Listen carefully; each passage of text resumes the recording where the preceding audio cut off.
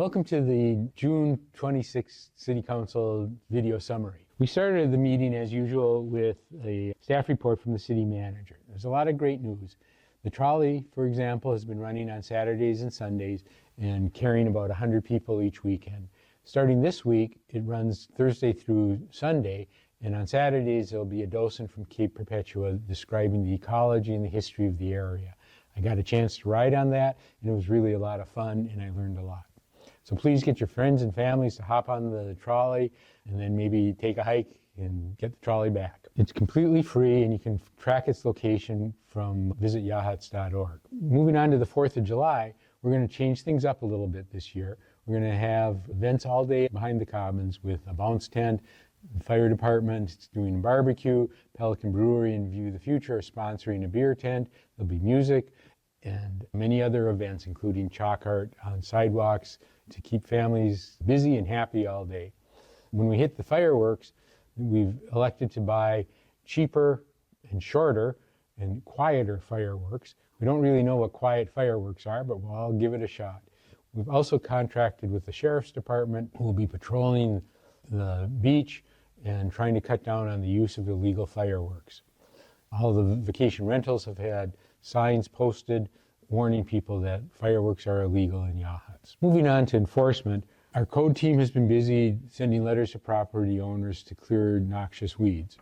If you see anything of concern, please fill out the form on the city website so that we can track and follow up on your concerns. Speaking of enforcement, the sheriff's deputies continue to cite speeders moving through town. We've seen measurable decreases in speed, but there are still people that go way too fast in town, endangering others.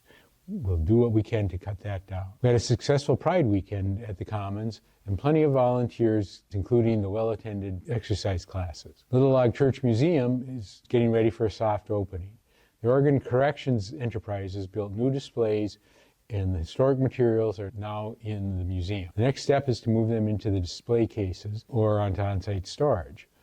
The historic church section, with its great acoustics, was cleared by the fire marshal and is now available for rent. Next, we reviewed the financial reports. While we need to get the final annual numbers, it appears the city is doing well.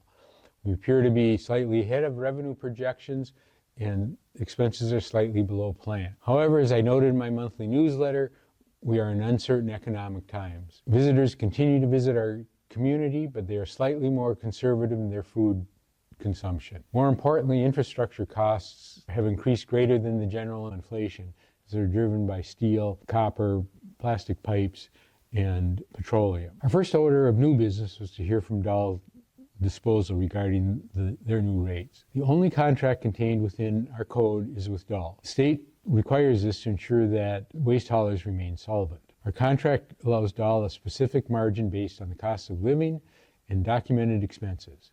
And yes, the cost of garbage is going up. It's about $1.60 per month for the small container. You can also offer bi-weekly or monthly service to save some money, but those rates are also increasing. Our rates include yard and food waste and recycling. There is now also a fee for recycling contamination. The camera on the dump mechanism allows the driver to see what is being dumped. The common problems are recycling in bags and items like cinder block, yikes, and construction debris, and twisty things like hoses. The first violation will be a warning, the second violation a potential $20 fine, and the third violation could result in lack of service. We next got an update on the Planning Commission code updates. Please know that this is still a work in progress, and the Commission is listening carefully to considered input. The Council decided to conduct a public listening session on Thursday, July 16th at 4:30 to collect input from the public. We're looking for local facilitators with professional qualifications.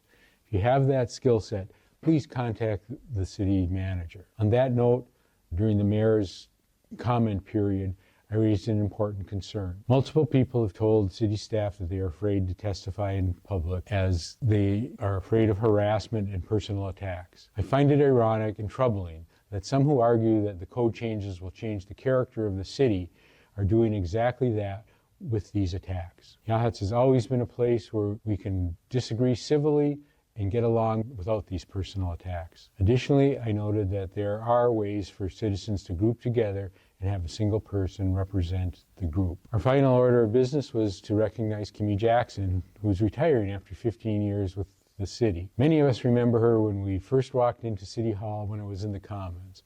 I know that for me, her smile, great attitude, and help she provided made the decision to move to Yachats easy.